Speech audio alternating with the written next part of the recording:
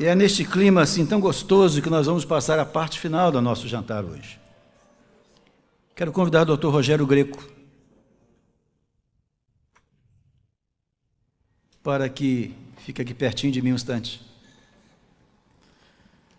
Dr. Rogério Greco é procurador de Justiça no Estado de Minas Gerais,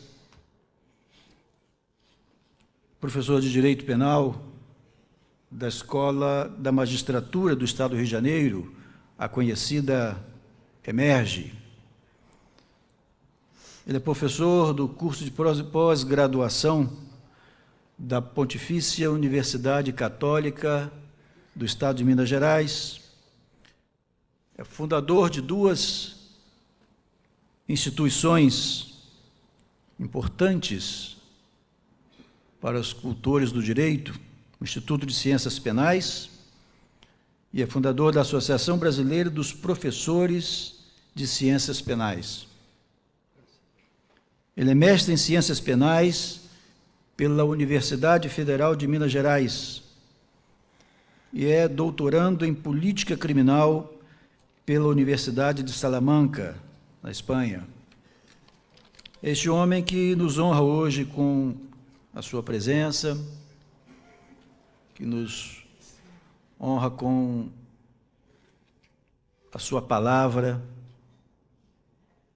e esse homem, um homem humilde, pelo pouco pude conversar com ele, mas um homem que tem uma bela história. Ele vai nos contar a sua história, a história da sua vida. Obrigado pela presença, por aceitar o convite da Adonep. Vai ser muito bom. Por favor.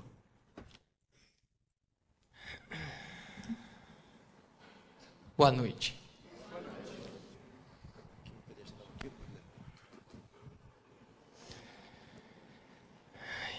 Ai, ai, ai. Ai, ai, ai. Ai, ai, ai. Tenho que confessar uma coisa para vocês.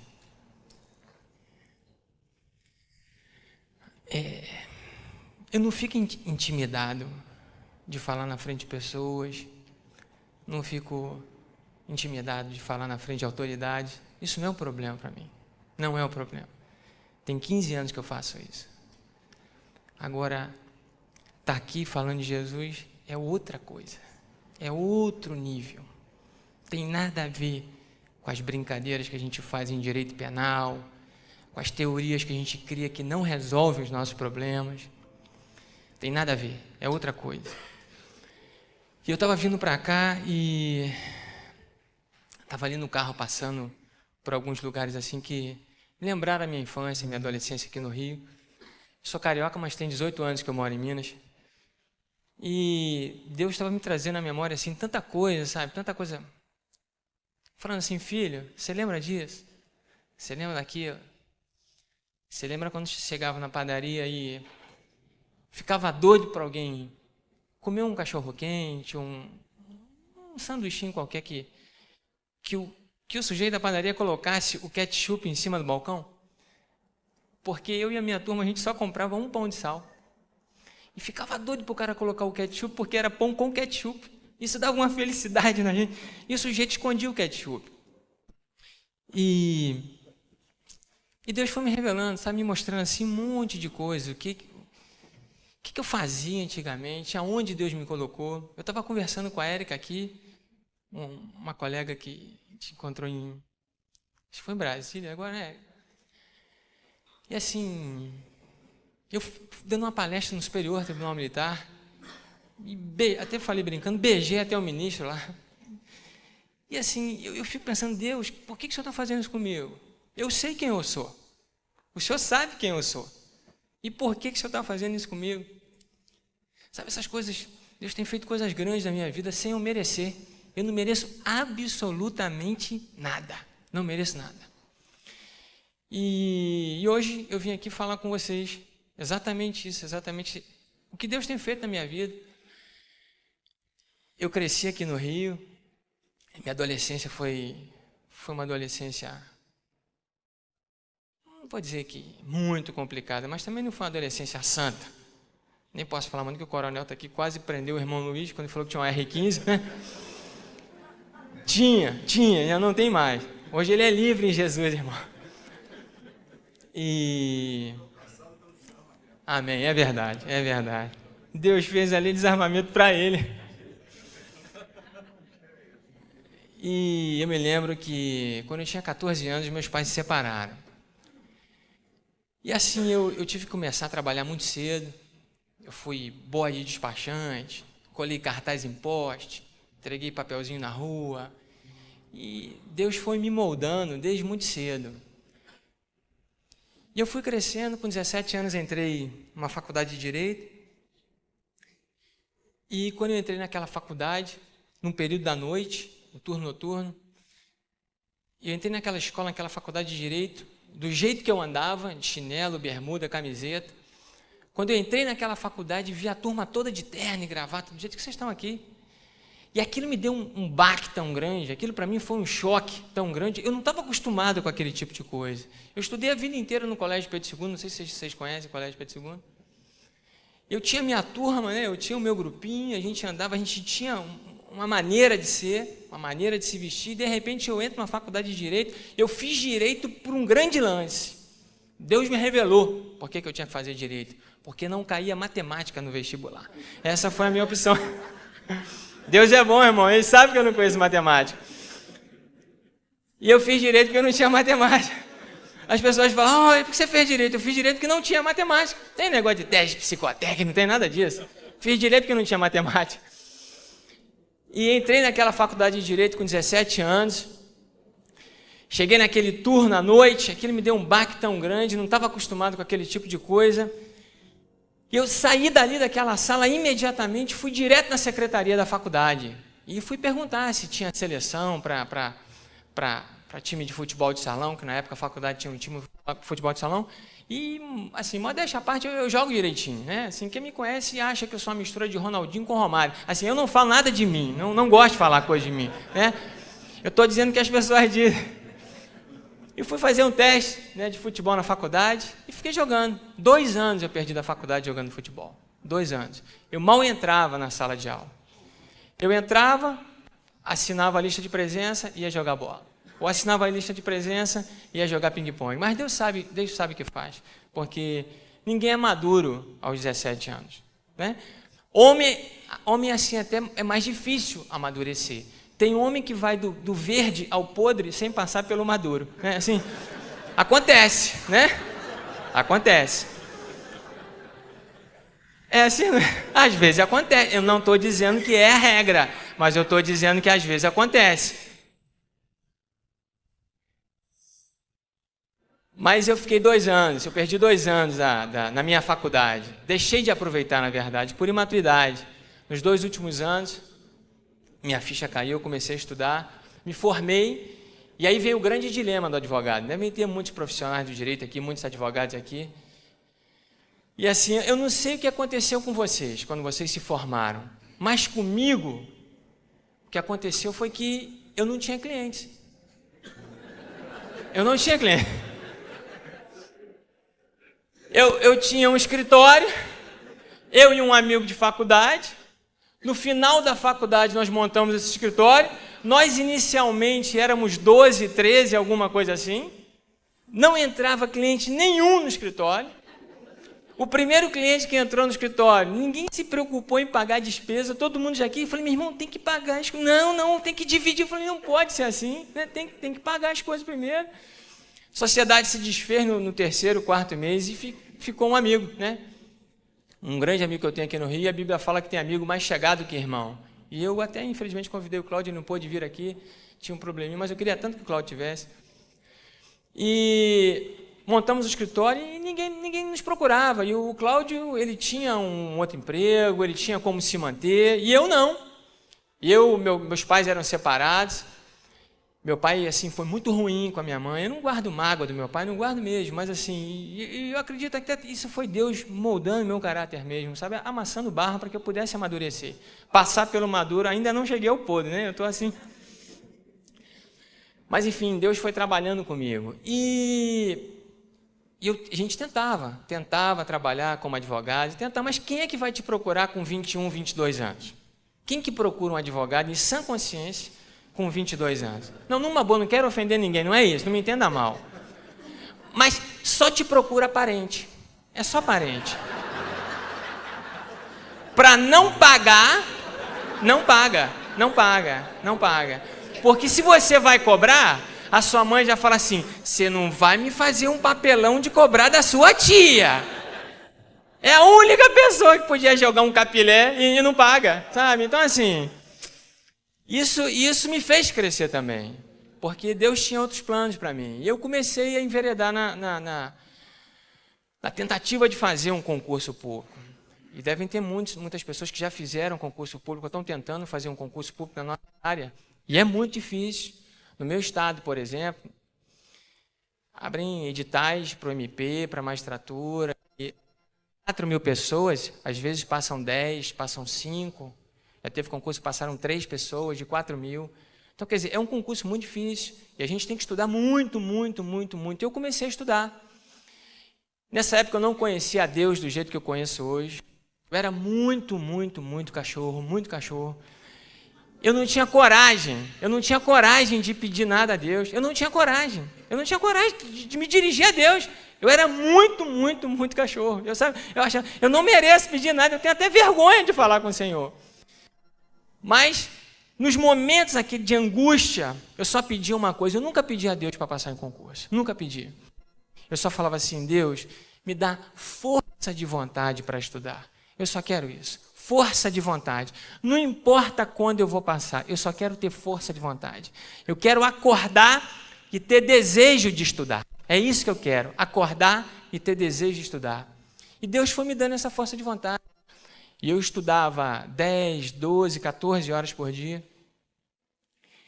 E os concursos começaram a aparecer.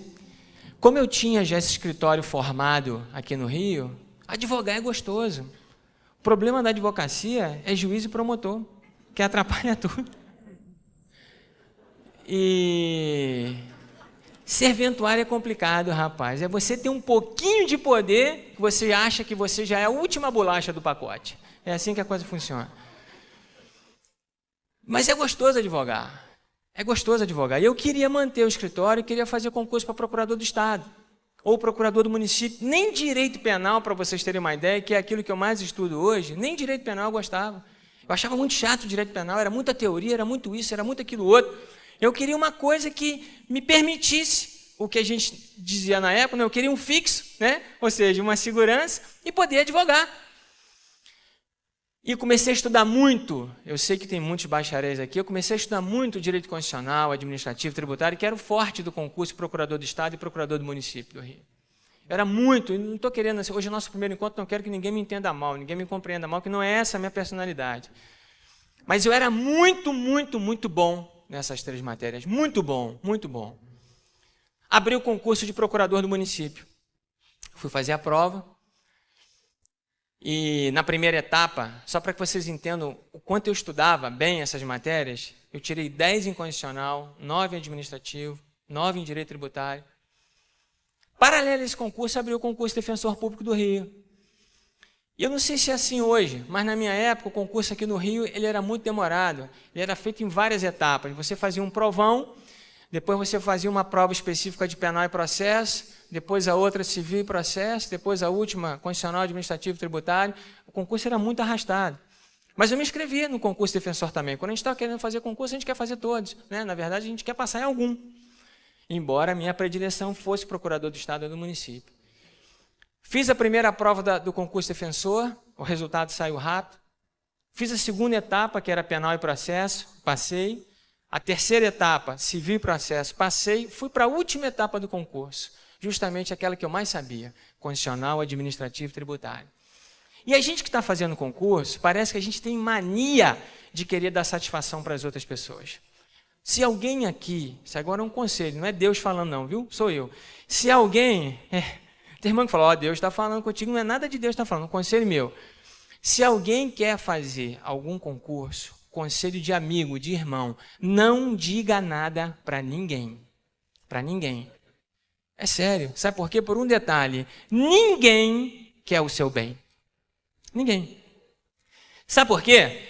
As pessoas não conseguem suportar o sucesso dos outros. Não conseguem suportar isso. Isso é muito forte. As pessoas não suportam isso. Só conta para sua família e para alguns irmãos, porque nem todo irmão merece, inclusive, que você conte, né? Tem irmão que não vale a pena você contar, né? Mas fica restrito à sua família. E quando você passar no concurso, você, inclusive, manda o convite depois que você já tomou a posse. Para o cara não agorar, né? Mas não vai tomar posse. Tomara que anule o concurso, não é assim? Acontece, né? E eu estava na última etapa, eu me lembro que começamos aqui com 3.000, 4.000 candidatos, alguma coisa assim. Na última etapa que eu estava fazendo, nós só éramos 50 candidatos e 60 vagas. E todo mundo sabia, os meus amigos do fórum sabiam que eu estava fazendo a prova, os meus amigos de futebol, isso, aquilo, outro. E todo mundo já chegava para mim, como era a etapa que eu mais sabia, basicamente a última etapa antes da prova oral, 50 candidatos, 60 vagas, pela lógica, né? Basicamente está quase todo mundo dentro, vamos raciocinar dessa forma. E todo mundo que eu passava, a turma, Rogerinho, já é defensor. Eu falei, é comigo mesmo, já estou dentro, né? Assim, linguarudo. Fui fazer a prova, eu nunca fui de estudar antes da prova. Mas a prova aconteceu numa segunda-feira na UERJ, em 2 salinhas só da UERJ. No domingo, eu resolvi estudar um tema. E para quem é da área do direito vai entender melhor o que eu estou dizendo, eu estudei concessão de serviço público. Quando fui fazer a prova, qual era a dissertação? Concessão de serviço público. Eu falei, eu estou dentro, é comigo mesmo. E comecei a escrever. De repente, tinha uma senhora atrás de mim, e ela tinha 51 anos. E na época que isso aconteceu, foi a virada da Constituição de 88 com 89, havia discussão a respeito de limite de idade para concurso. E ela estava atrás de mim e eu fazendo a prova. De repente, a fiscal da sala, só para vocês terem uma ideia como é que o clima estava bom, a fiscal da sala era amiga minha, defensora de farra, de gandaia. Assim, o clima todo favorável, sabe assim? Ninguém estava preocupado com nada, todo o clima favorável. E eu fazendo a minha provinha, de repente ela fala assim, baixinho atrás de mim, Rogério. Eu falo, ai, será que ela vai pedir cola aqui no concurso público, pô? Né? Minha concorrente. Na hora, Deus me fez assim aquele flashback, falou, rapaz, você é muito egoísta, você é um cachorro ordinário, sem vergonha, você colou a faculdade inteira, agora que você tem chance de dar uma cola, você não vai dar uma cola? Né? Assim, amigo, não leva a mão que eu estou dizendo, não. Hoje eu entendo o colador de uma forma diferente, como eu entendia. O sujeito que cola, na verdade, ele é um pesquisador, Não, inclusive um pesquisador criativo, porque além de fazer a pesquisa, ele tem que na hora dar um jeito de entender aquilo que ele fez, né? E tira da perna, e tira não sei da onde, é uma criatividade, rapaz, e faz papiro, e faz isso, e faz aquilo outro. Você é digno de louvor, um sujeito desse, né? Eu tô brincando, cola não é de Deus não, mas assim. E ela chega para mim e fala assim, Rogério, aí eu, falei, oi. Você sabe a questão tal? E eu falei, olha, eu acho que é assim. Falei raminhas gerais a questãozinha para ela e continuei a escrever minha prova. Poucos dias depois foi o resultado, né? E assim, eu saí dali, sabe, com aquela sensação de tarefa cumprida, de ter arrebentado na prova. Falei, não, essa foi a minha... Sabia a prova toda. Fomos ao tribunal do júri, que era a leitura de notas, não sei se ainda rola assim hoje no Rio. Aí o procurador-chefe da instituição lia o número do cartão e a nota. Número do cartão e nota. E estava lá. Eu e esse meu amigo, Cláudio, meu amigo do escritório, só esperando a nota, né? Quando ele fala o meu número e a nota, falou o meu número, passava com 5, né? Aí a nota que eu tive, 4,9. Quando o cara falou 4,9, eu não acreditei. Sabe? As lágrimas começaram a escorrer. Eu falei assim, não estou acreditando. Como é que alguém pode me avaliar numa prova escrita em 1/10? Como é que o sujeito em sã consciência vai em 1/10? Fui na defensoria, olhei a minha prova não tinha um risco E estava lá a nota, 4,9. Eu falei com um camarada lá da defensoria, eu falei, amiguinho, eu queria saber aí como é que eu faço, né? Se tem recurso, se não tem, né? Queria conversar com o examinador. Não, o critério é subjetivo, a nota é essa. Eu falei, então, beleza, o que eu posso fazer, né? Não vou ficar chorando pelo leite armado. Ainda tinha um outro concurso em andamento, que era o concurso de procurador do município. Voltei para o escritório, comecei a refazer a minha programação de estudos toda. E à tarde eu fui ao fórum. E eu estou indo à tarde no fórum, e tinha um amigo meu que estagiava no meu escritório, eu até brinco muito com ele, tem muitos anos que eu não vejo, o Bruninho. O apelido dele era Tomada. O apelido era Tomada porque era o sujeito mais desligado que eu já vi na minha vida. Aí a turma fala assim, meu irmão, mete o dedo na tomada, rapaz, se liga, sabe? Sabe aquele sujeito que você mexe com ele, Vinícius, ele não sabe que você está mexendo com ele? Assim, você perde a paciência, porque, sabe, você acaba ficando irritado com a situação. E a única frase que ele falava no dia inteiro, ele falava assim, naquela lerdeza, né, característica tomada, ele ficava assim, que isso, que... Quando ele falava que isso, eu tinha vontade de pular do 15º andar. Estava eu e o Tomada ainda ao fórum, e a gente está passando num prédio que tem em frente ao fórum, que tem um calçadão, não sei se vocês conhecem ali, que tem umas pilastras.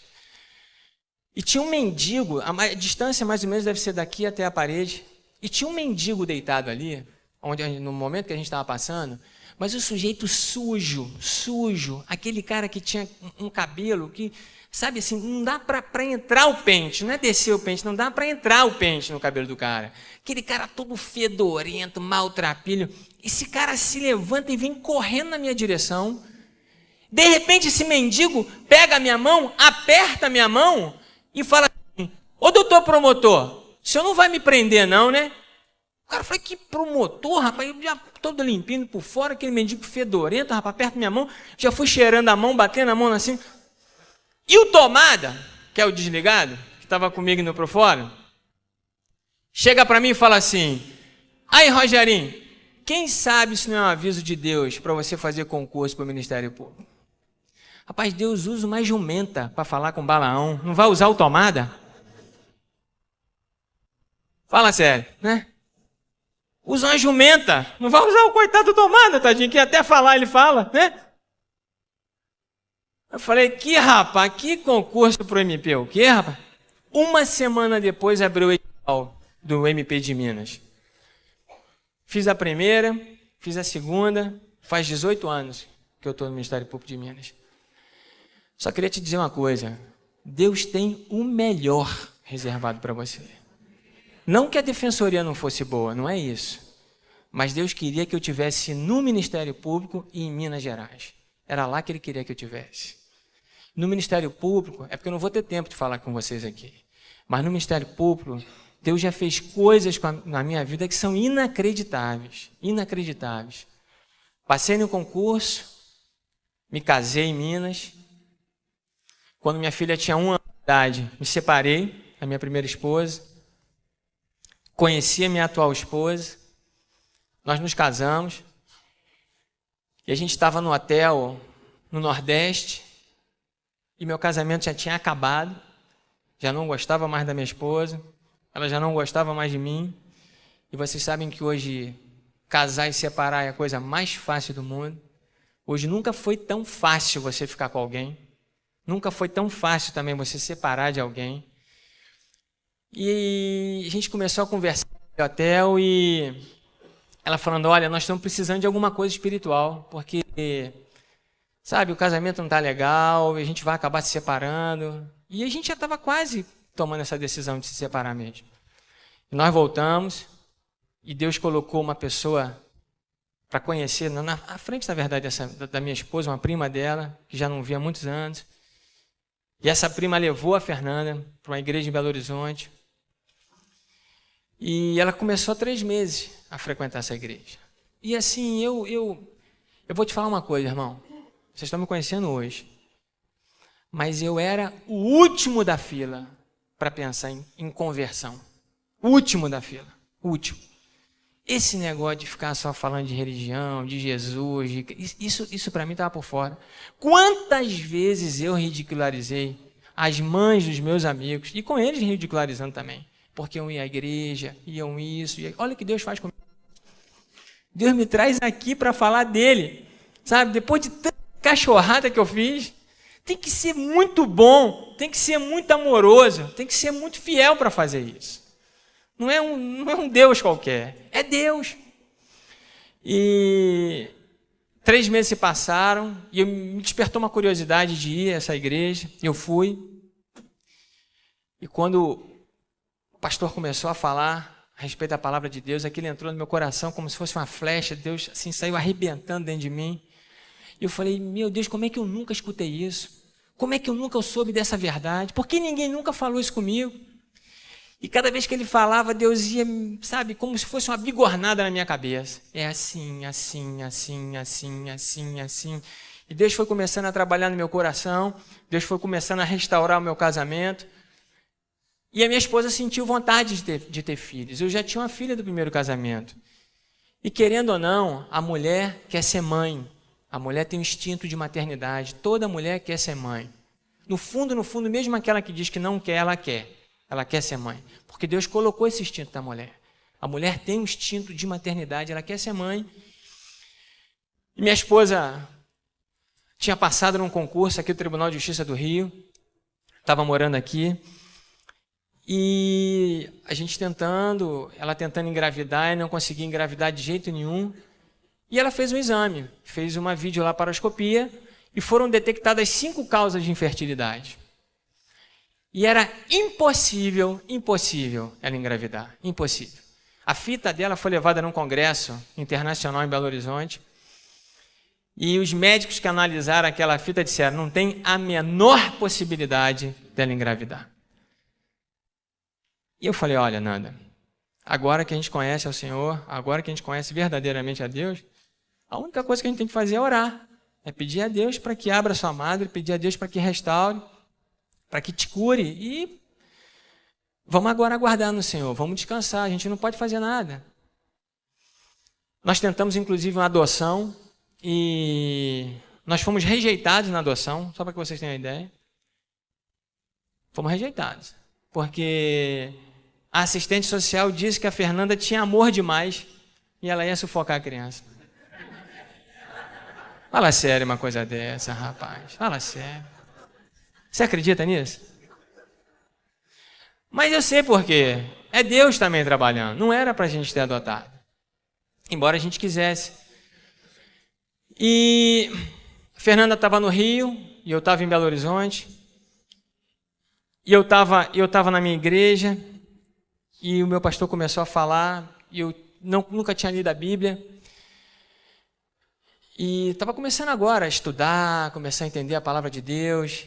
E de repente, esse pastor começou a falar sobre um discípulo amado, aquele que deitava a cabeça no peito de Jesus. E de repente o Espírito Santo começou a arder dentro de mim, dizendo assim, o nome que ele disser vai ser o nome do seu filho. E a Fernanda, estéril, sem a menor chance de engravidar, os médicos descartaram completamente a possibilidade. E aquilo me incomodando, dizendo assim, o nome que ele disser vai ser o nome do seu filho. E ele não dizia o nome desse discípulo amado. E falava e nada de dizer o nome. De repente, ele fala, João. Quando ele falou João, o Espírito de Deus me tirou da minha cadeira. Eu fui à frente da igreja, tomei o microfone da mão do pastor, que é o pastor Cláudio, que está ali, um homem que eu amo.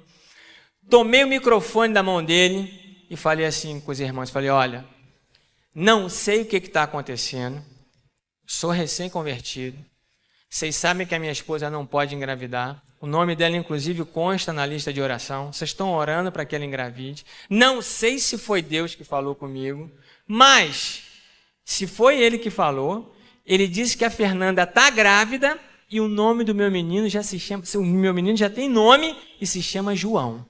Quando eu falei isso, veio abaixo. Meu Deus, glória a Deus, aleluia.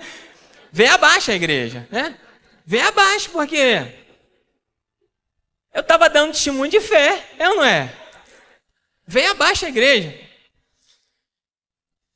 Liguei para a Fernanda. Assim que eu cheguei em casa, sabe, com aquele gozo no coração, gozo, aquela felicidade de saber que a gente ia ter um neném. E eu liguei para aqui, para o Rio, falei, Nanda, você não sabe o que aconteceu? Deus falou comigo na igreja, Deus falou comigo e disse que você está grávida. E o nosso menino se chama João. Ela respondeu assim, eu estou grávida? Falou, está grávida, pode acreditar, ué. Deus falou comigo. Foi comigo que ele falou, pô. Ele se chama João. Não, amém, tá certo, beleza e tal, né? Glória a Deus.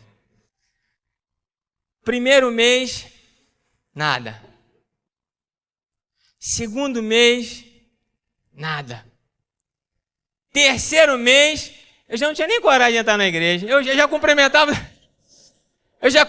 os irmãos assim, pode ser meu irmão, né? E já ia pro meu canto. Eu falava assim, Senhor, eu tô passando um mico violento aqui na igreja, eu fui lá na frente, pô. Tive coragem de ir lá, pegar o microfone, não faz comigo não, pô. Né? Me ajuda aí, Senhor. Quebra essa. De repente, eu tô na promotoria. Nessa época até trabalhava numa promotoria especializada em erros médicos. Aí mudou o nome depois para Promotoria de Defesa de Saúde. E toco o telefone. Fernando já tinha vindo para Belo Horizonte. Tinha saído aqui do Tribunal de Justiça do Rio.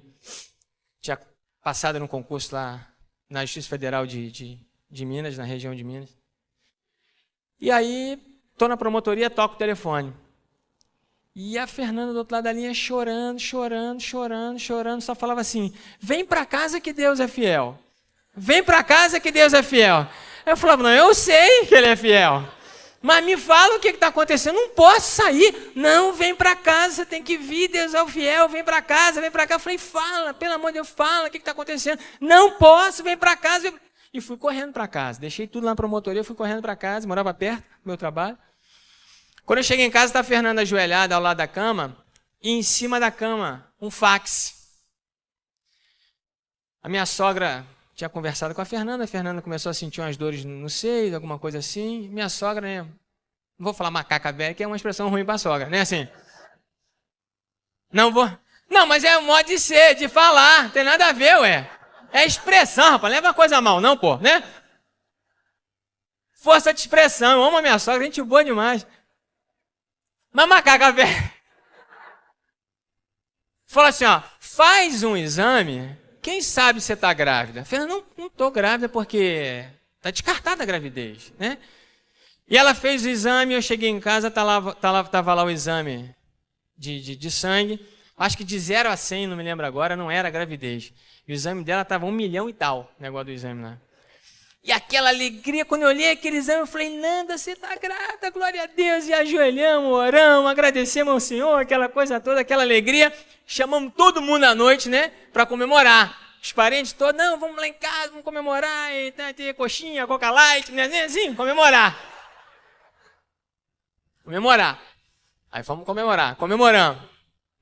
Aí dia seguinte a Fernanda vai à médica dela, a ginecologista obstetra dela. Aí de repente toca o telefone de novo. Ela chorando no celular. Não, eu não estou grávida. Isso é um falso positivo. Eu falei, que falso positivo, Nanda? Deus falou comigo na igreja. Que mané falso positivo, pô? Deus falou comigo. Não, é falso positivo. Eu vou ter que fazer ultrassom agora para saber. Eu falei, não, pode ficar tranquila, vai fazer ultrassom. Aí foi fazer ultrassom. Isso ela me contando, né? O médico, a pessoa que estava fazendo o ultrassom, não tinha o motivo do ultrassom no pedido, né? E o médico pergunta para ela, uma médica, não sei, falou assim, vem cá, por que você está fazendo esse ultrassom? Falou, não, porque a médica suspeita que eu não esteja grávida e tal. Aí ele aumentou o volume do negócio e falou assim, olha o coraçãozinho do neném batendo aqui. Aí, Jesus, que é bom demais. Fala sério, pastor Cláudio. Barriguinha cresceu. Aí fomos fazer ultrassom, né? Agora para saber o sexo, que a mulher gosta mais de saber o sexo do que a gente. Porque a mulher quer fazer enxoval, não é assim? Pintar o quarto de azul. Não tem aquele negócio de não sei o que, tal. Aí foi fazer ultrassom. Aí o médico fazendo ultrassom, eu com a maior tranquilidade do lado. Aí de repente o médico manda assim pra gente, vocês querem saber o sexo do neném?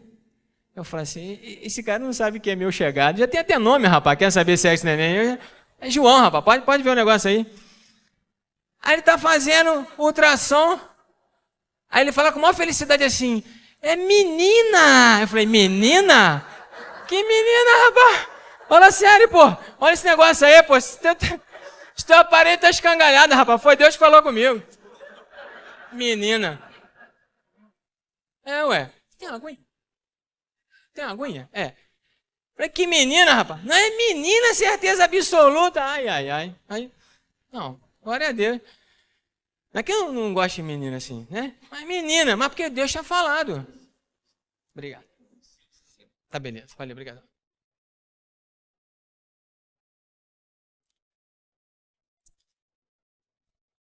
Beleza.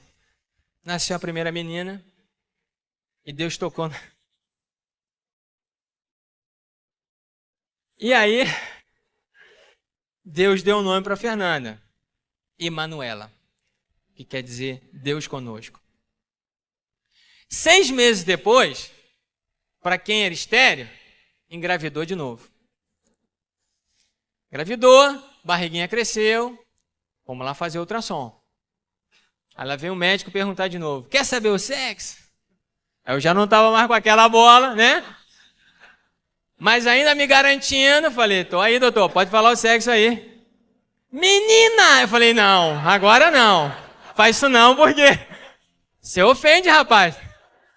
Menina! Eu falei, é menina, certeza absoluta. Eu falei, ai. Aí nasceu a segunda menina. Aí nós demos o nome de Rafaela, que quer dizer Jeová Rafá, o Deus que cura. E a Fernanda não queria ter mais filhos. É. Aí lá vou eu conversar com o pastor Cláudio. Falei, pastor Cláudio, negócio é o seguinte. Acho que Deus falou comigo naquele dia na igreja. E eu não sei por que nasceu menina. Deus me deu um nome, assim, deu um nome. Não era Joana que Deus me falou. Deus me falou João. E aí, né, nesse carinho todo, nessa sabedoria toda, o pastor Cláudio falou assim, ó, Rogério, a gente não sabe os desígnios de Deus. Não sabe os propósitos de Deus.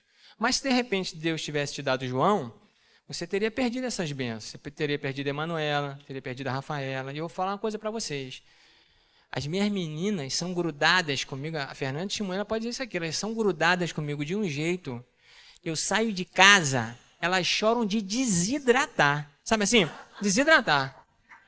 É mesmo assim, agarra na pá e fala, não vai sair. Desidratar. Às vezes eu vou jogar bola, não aviso que vou jogar bola, a Emanuela, que é a mais velha, liga e fala assim, quem mandou sair sem a... Parece que é minha mãe, sabe aquele negócio assim? Parece que é minha mãe. Eu teria perdido essas bênçãos. E a Fernanda não queria ter mais filhos. Normalmente, hoje, vamos dizer assim, nessa sociedade dita, entre aspas, como moderna, a mulher quer 1, 2 filhos, não sei o quê, normalmente fica nesse, né? Mais ou menos isso que rola hoje. E um dia Deus tocou de novo meu coração. Eu conversei com a Fernanda e falei, Nanda, eu não posso fazer como Abraão fez com Sara. Na verdade, Abraão era para ter tido um filho com Sara e não para ter tido um filho com Agar. Não era o filho da escrava que era o filho da promessa. Deus tinha prometido um filho de Sara. Mesmo na sua velhice, Deus tinha prometido um filho de Sara. Vamos tentar mais uma vez. Eu falei com ela assim, sabe, Deus já te curou. Você era estéril, você não podia ter filhos. Deus abriu a sua madre, você agora nós já temos duas meninas lindas.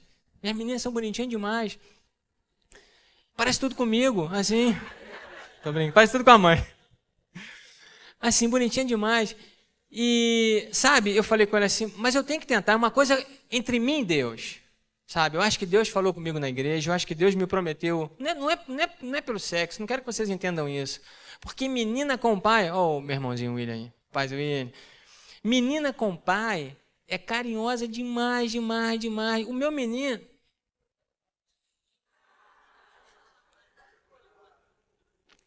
Ô, Senhor, me perdoa. Fomos tentar, né? Mais uma vez. E a Fernanda ficou grávida. Fomos fazer ultrassom. Quando o médico pergunta, quer saber o sexo? E eu agora falo assim, meu irmão, eu não tô com bola nenhuma. O que você disser aí tá bom, porque Deus já tinha curado mesmo.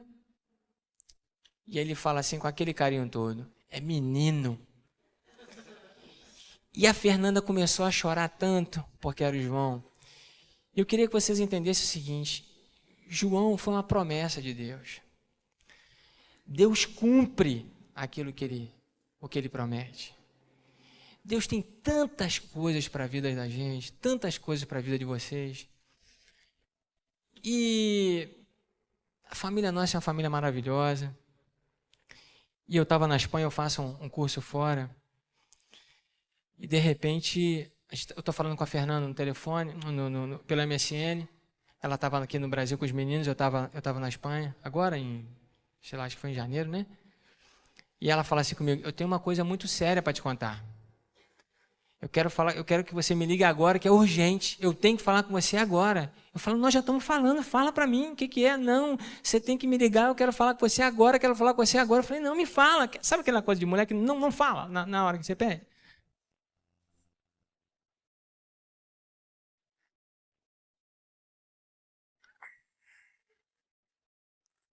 Aí sabe o que ela me fala? Tô grávida. Tô grávida. Sabe o que aconteceu, gente? Eu vou contar por quê para vocês.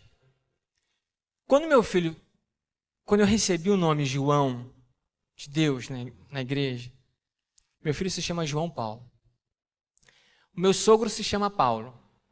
O meu cunhado se chama Paulo.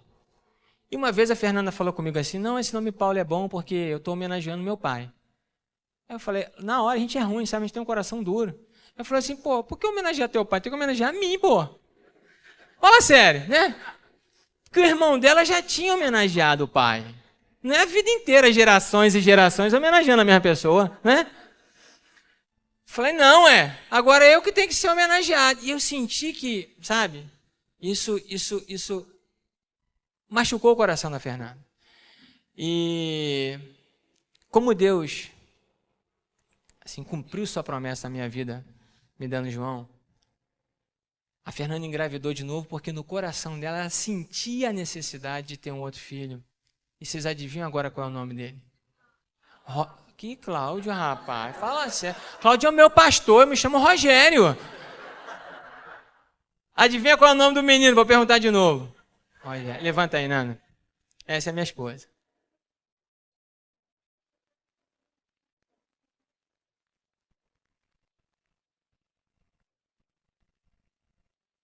E agora eu só quero te dizer o seguinte.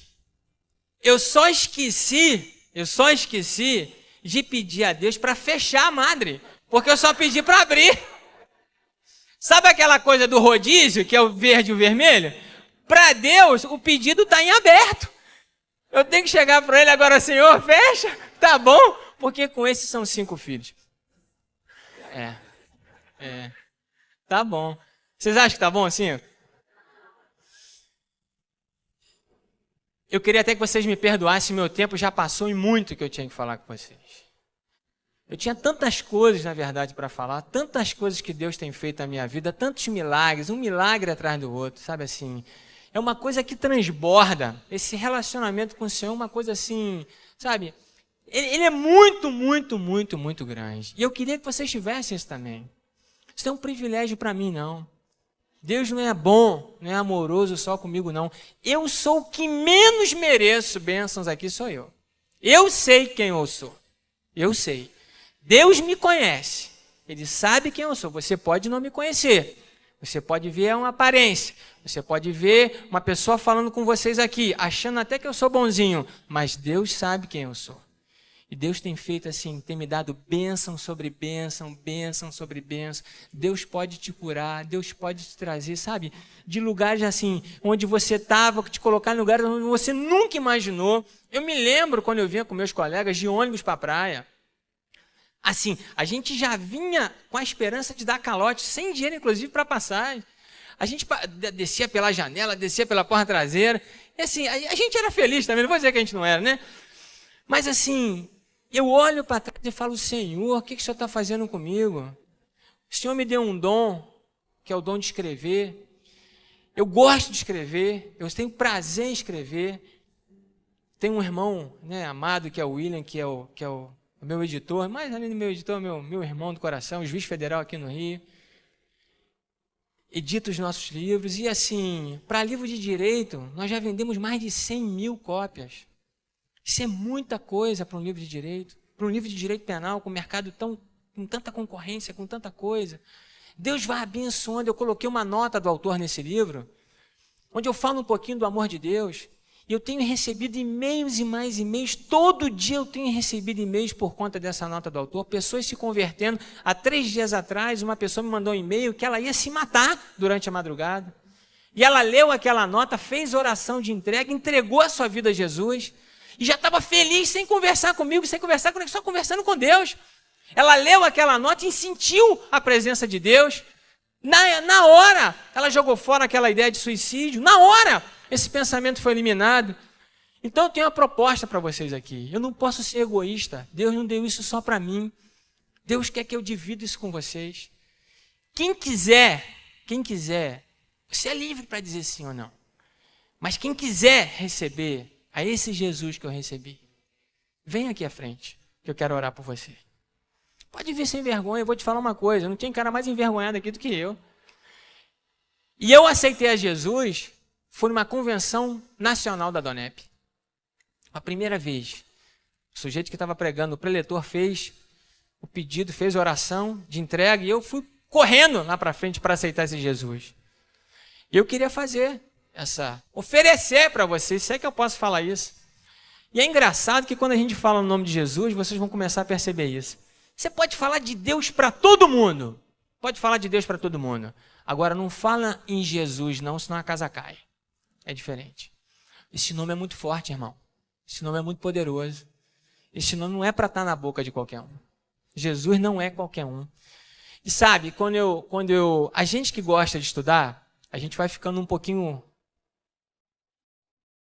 descrente, a gente vai ficando arrogante, a gente vai ficando prepotente, a gente acha que é o rei da cocada. E eu comecei a estudar, sabe? Para poder saber se essas coisas que a Bíblia estava dizendo eram verdadeiras. Quando você vai estudando, é difícil alguém te convencer se não tiver argumentos fortes para isso. É muito difícil. Principalmente no nosso meio. Tudo no nosso meio é prova. Não é assim? É prova. Tem que provar, tem que isso. E eu te provo uma coisa. Eu te provo que Jesus está vivo. Vivo. Vivo. Vivo. Jesus não é uma brincadeira. Sabe? Jesus está vivo. E eu te provo isso com 2 argumentos rápidos, que eu não tenho mais tempo, que eu já até extrapolei muito meu tempo. Eu só tinha meia horinha e já falei quase 1 hora com vocês. Mas vou me permitir só fazer esses argumentos com vocês. Eu li um livro muito interessante de um ex-ateu, um jornalista americano, um jornalista policial chamado Lee Strobel. E esse livro foi muito importante na minha vida, a vida dele foi pesquisar no sentido de comprovar que Jesus era uma farsa. E ele se converteu porque, ao invés de comprovar que Jesus era uma farsa, ele foi convencido que Jesus era verdadeiro. São muitos argumentos. Se vocês olharem a vida dos apóstolos, quando andavam com Jesus, eles não entendiam a grandeza da pessoa que estava do lado deles. Eles não entendiam isso. Era muito, muito forte. Imagina, se eu estou aqui nesse jantar e de repente chego para vocês e falo assim: gente, eu queria que vocês entendessem que eu sou Deus. O que vocês diriam? Eu sou Deus. Eu sou o Criador dos céus e da terra. Fui eu que criei tudo. Eu estava no princípio. Você ia falar assim: esse cara pirou, pô. Esse cara é doido. Como é que esse cara vem aqui e fala que é Deus? Foi preciso Jesus morrer. Foi preciso Jesus ressuscitar o 3º dia para que as pessoas entendessem a divindade dele. Foi preciso isso. Numa conversa com Pedro, Jesus ainda adverte e fala assim: Pedro, quando tu te converteres... Pedro não era nem convertido, Pedro andava com Jesus, não era convertido. Jesus fala assim: Pedro, quando tu te converteres, apacenta as minhas ovelhas. Pedro não era nem convertido. Eu amo Pedro, não quero que vocês entendam mal de mim não, o apóstolo Pedro. Mas era o maior bola fora dos 2, era o Pedro. Era o maior bola fora, era o Pedro. bonzinho, pescador, né? A Bíblia fala que Pedro era iletrado, inculto, ou seja, era um analfabeto, não tinha cultura nenhuma. Mas Jesus conhecia o coração de Pedro. Sabe, aquele todo explosivo, Cefas, né? Que dizia que ficaria firme com Jesus, negou Jesus 3 vezes. Agora, se você olhar a vida de Pedro, antes, quando ele caminhava com Jesus, e olhar a vida de Pedro depois da ressurreição, é um outro Pedro. Pedro, quando foi ser morto, e vocês devem conhecer essa história de Pedro, isso não tem dados que eu possa te comprovar, mas a história relata isso. Pedro morreu crucificado. Quando Pedro foi ser crucificado, ele falou assim, eu não sou digno de morrer como Jesus. E a história conta que Pedro foi crucificado de cabeça para baixo. Paulo estudou 10 anos aos pés de um rabi chamado Gamaliel. Só para que vocês entendam, é como se ele tivesse feito graduação, mestrado, doutorado, pós-doutorado, livre docência. Paulo era assim. Paulo era o cara. Paulo não era iletrado. Paulo não era inculto. Paulo conhecia a fundo a palavra de Deus. Mas ele era cego. Ele era cego. Ele odiava os cristãos. O dia que Paulo está indo para Damasco prender os cristãos com cartas expedidas pelo Sinédrio, é como se fosse o nosso mandado de prisão. Expedido pelo Sinédrio. Ele estava indo para prender os cristãos. Quando ele está na estrada para Damasco, Jesus se revela a ele. E só pergunta assim, Saulo, por que me persegues? Aí a casa caiu, irmão. Aí ele já entende quem está falando com ele. Ele só fala assim, quem és tu, Senhor? Aí Jesus fala assim, eu sou Jesus, a quem tu persegues. Depois desse encontro, meus irmãos, vocês sabem quem é Paulo. Paulo foi aquele cara que revolucionou a igreja. Paulo tinha tudo para ser o maior entre os judeus. Paulo foi açoitado a varas, apedrejado, naufragou, mordido por cobras 2 vezes. Paulo sofreu demais por amor a Cristo. Demais, porque ele soube quem era Cristo. Jesus se revelou a ele da mesma forma que está se revelando a você hoje. Deus está falando contigo, irmão. É só você entender, é só você abrir, é só você escutar com o seu coração. E eu quero fazer uma oração para vocês. Então, quem quiser, eu vou fazer o convite mais uma vez. Vem aqui à frente. Quem quiser aceitar esse Jesus, que se revelou a mim 9 anos atrás, vem aqui à frente. Ou se quiser, pode ficar em pé. Vem cá, pastor Cláudio.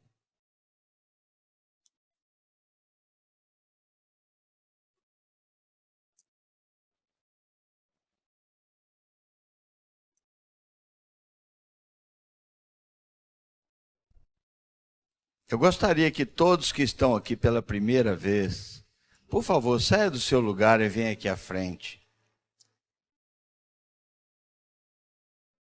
Nós queremos orar por você. Todos que estão aqui pela primeira vez, o jantar foi feito para você. O que Deus fez na vida do Rogério, vai fazer na sua vida também. Não tenha medo. O maior milagre não foi dar o João, não foi dar as filhas. Deus deu o único filho dele por você, por mim, pelo Rogério. Esse foi o filho que nós recebemos. O Filho de Deus, Jesus Cristo.